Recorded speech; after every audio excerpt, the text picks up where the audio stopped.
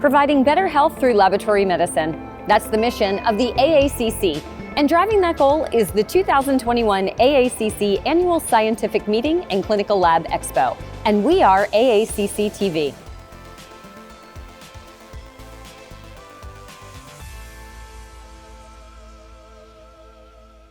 Welcome to AACC TV for our last show this year. We've heard from some of the very best in laboratory medicine, from artificial intelligence to data analytics, viral evolution to cystic fibrosis, but there's plenty more to come. We talk about engineered microsystems with Dr. Wilbur A. Learn how to document research during chaos with Dr. Holden Thorp. Head for one last trip around some of the world's labs. And make sure to keep watching for the highlights of the 2021 Laboratory Feud. We're still here in the Georgia World Congress Center, in select hotels, on the virtual platform, on the meeting app, and find us online. But first, a message from AACC's CEO, Mark Golden.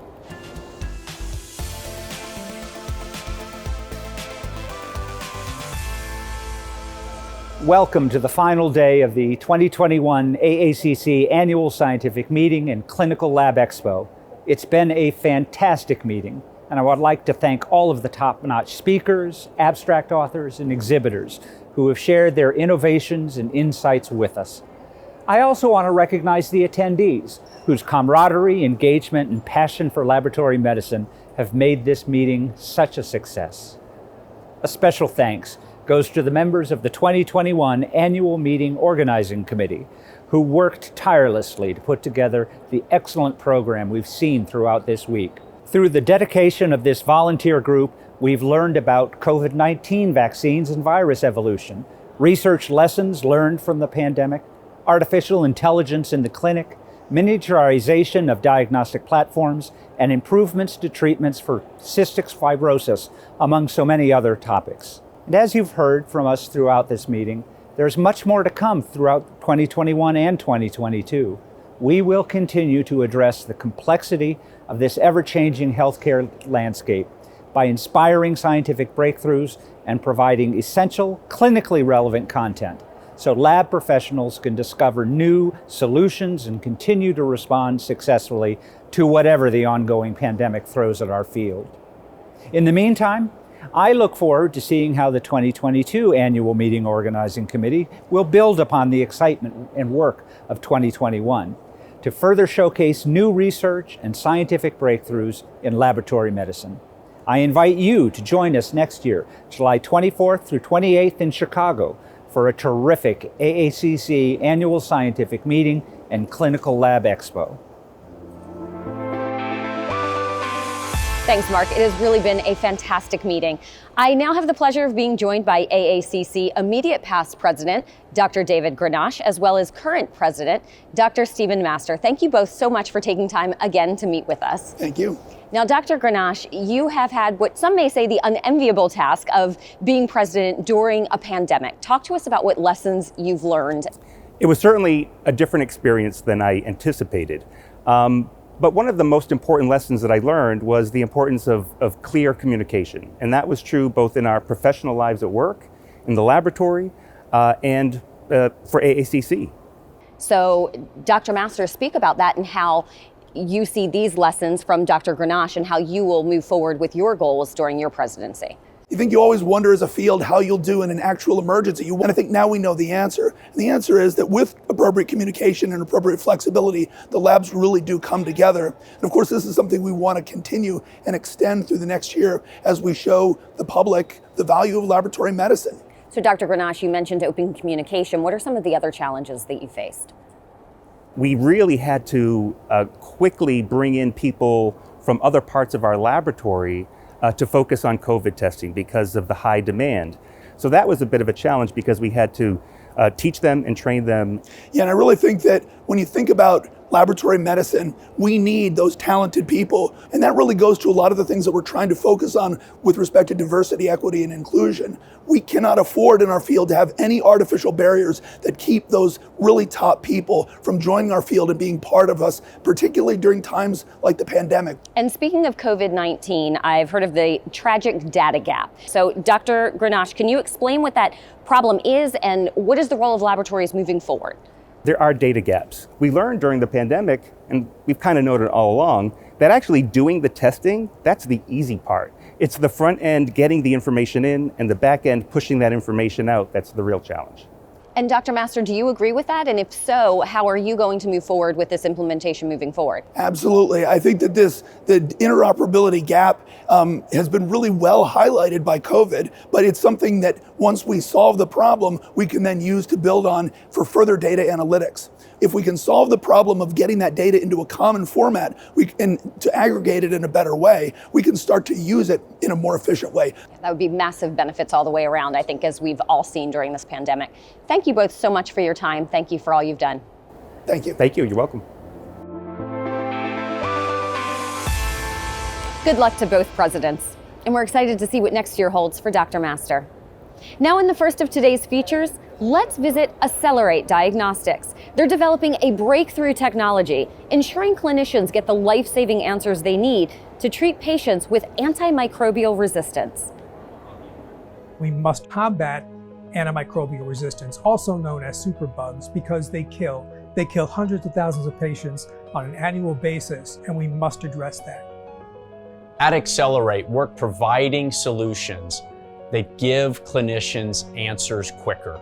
Through Pheno, we're able to provide rapid ID and susceptibility to get patients on optimal therapy much, much quicker than the standard of care. Pheno is able to provide those antimicrobial susceptibility results within approximately 7 hours. Every hour, every minute is important to save somebody's life and to put them on the right therapy.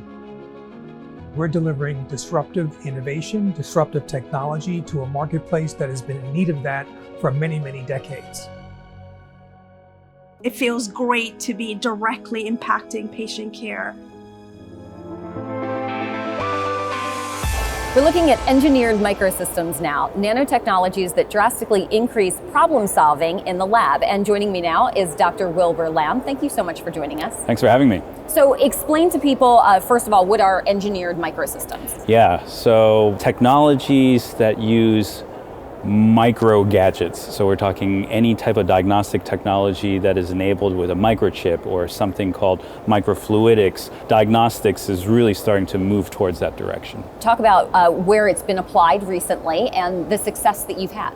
Right. At my center, which is based at Emory University, Georgia Tech, and Children's Healthcare of Atlanta, what we've been doing the last year and a half since the pandemic started is really become part of what's called the RADx initiative by the NIH.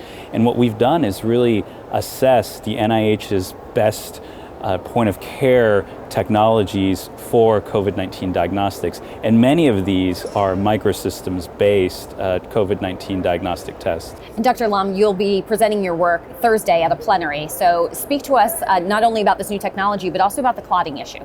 Yeah, so I'm a pediatric hematologist oncologist. So I see kids here at Children's Healthcare of Atlanta who have hematologic issues, and sometimes they have problems with bleeding and clotting. My own laboratory is a microsystems lab in which we use these technologies and we put in blood and we see how patient blood and healthy blood have some differences, and we theoretically could use this for diagnostics for diseases such as clotting disorders and bleeding. In regards to COVID and the clotting that you're seeing with COVID-19, how is that affecting these patients who have factor V Leiden and other clotting disorders? Yeah, it's a very good question. Who actually gets these complications related to clotting or respiratory failure? That's really kind of the next step. And our lab and our center is in this game where we are trying to develop new technologies to look at some of the clotting capabilities using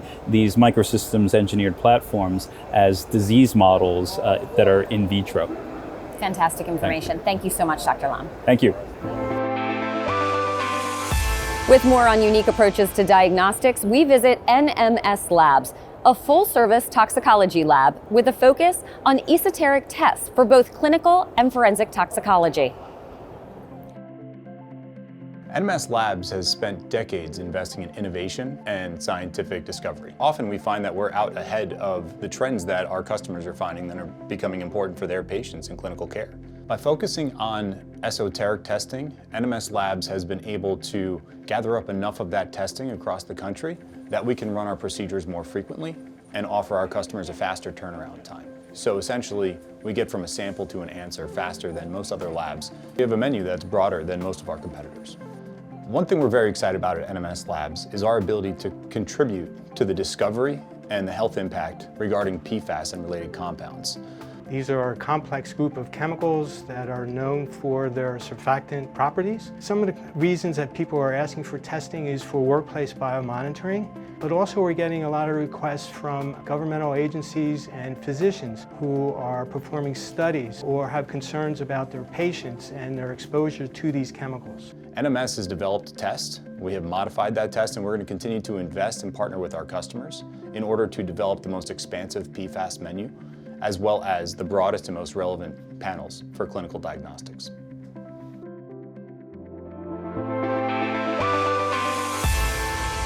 The COVID-19 pandemic has meant a large amount of scientific development, but coming with that in such a short amount of time has presented a lot of challenges in gathering and understanding that data. So joining us now is Dr. Holden Thorp. Thank you so much for being here and talking us through this. Great to be with you, Tara. So the first question is, what have the past 18 months been like for you? How chaotic has this been?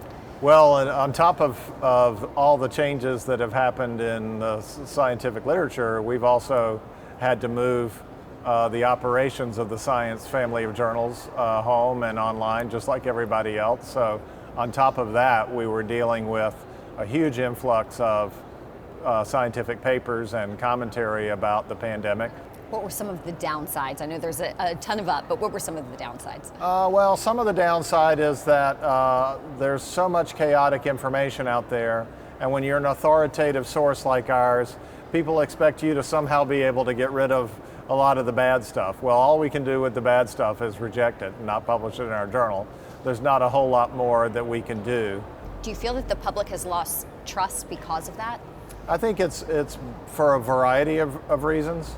Part of it is that it's politically expedient for some politicians to undermine trust in science and the vaccine, but I think in other ways science has made it easy for that to happen because we do a bad job of telling people that science is this honorably self-correcting process that's carried out by human beings, and we've told the public, no, we're these automatons who stare at our screens and only make objective judgments, and that's not really how the world works. When you sit in a seat like mine, you see all the emotion and ego and politics of science, and we've done a very poor job of explaining to people that that exists. So what can be done to regain that trust? Well, we have to start out by telling people and being proud of the fact that science is an interesting, messy, human endeavor, and then we need more allies who are not scientists telling our story for us. One of the things that the anti-science movement has done extremely well is enlist people who are very shrewd manipulators of the media and social media in particular. We don't do that in the same strategic way, and we need to come up with a way to do that. Fantastic. Thank you so much for joining us. Great talking to you. Yeah. Over to LSI Medience Corporation now to look at their work on providing point-of-care biomarker analysis for cardiac disease. The main mission of LSI Medience Corporation is using medical science to help create a society where everyone can be healthy and fulfilled. Our company motto is Good Health Creator Medical Science. For point-of-care settings, devices were chosen based on ease of use, but clinical sensitivity was quite often compromised, leading to false negatives in the diagnosis of MI. We wanted to develop a cardiac analyzer which provides lab quality results with a short turnaround time at point-of-care settings. PassFast is a benchtop immunoanalyzer used in both core laboratory and POC settings for the measurement of cardiac markers such as troponin I, CKMB, myoglobin, and NT-proBNP. In our last feature, let's head to the University of Texas Medical Branch to provide the best in lab science to the hospital's clinicians. They're working in diagnostic management teams for more efficient diagnostics. If your test results are not accurate and timely, that will in itself delay patient care. We have to adopt state-of-the-art instrumentation for providing accurate and timely patient test results. We provide over 15 million of tests on an annual basis. At the beginning of the pandemic, it was very challenging for us. The way that we were able to overcome those challenges was a teamwork. The diagnostic management team aids in quick arrival at more accurate interpretation of test results. Our goal is to not just provide the result, but to tell the doctors caring for the patient what we think the diagnosis is. The greatest strength of it is for our residents and fellows to sit with a group of knowledgeable clinical laboratorians and understand the meaning of the test to the patient. Every sample is a patient, and we have to treat them important in order to save lives. That's why I'm here. Now it's the moment we've all been waiting for, the 2021 Laboratory Feud. Let's take a look at the highlights and find out who has the best labs, East or West.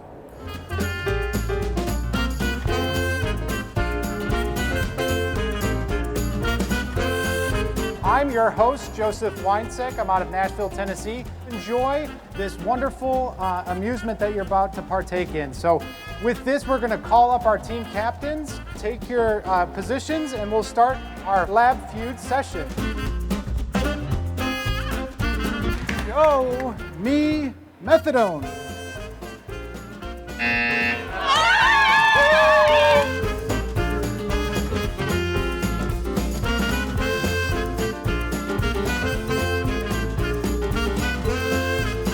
Here we go. For the final answer, we had drink as the potential answer on the board. And we are...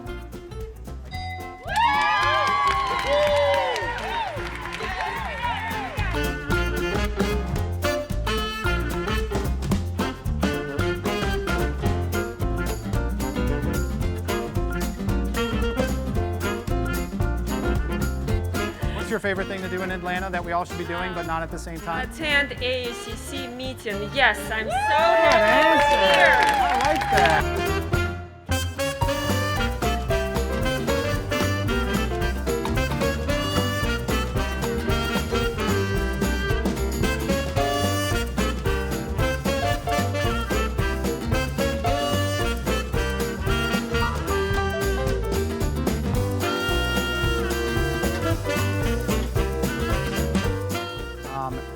East Coast wins!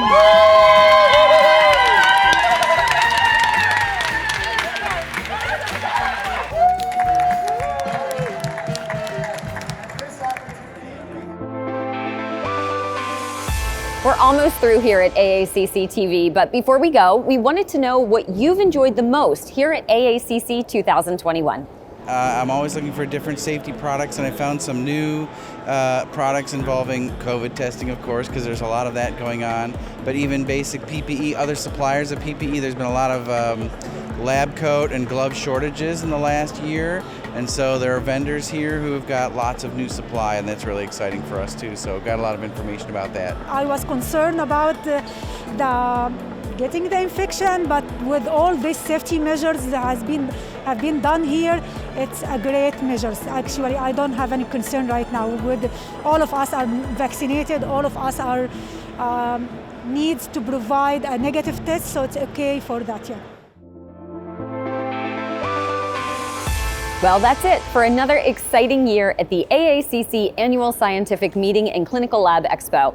There's plenty to take in and plenty to implement as we head into another year doing the very best for your patients around the world. Remember, if there's anything you've missed or want to share, there's plenty of ways to watch the show.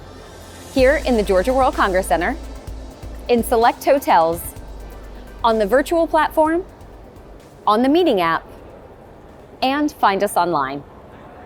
AACC TV will remain online all year round, so even as you head home, make sure you take a look.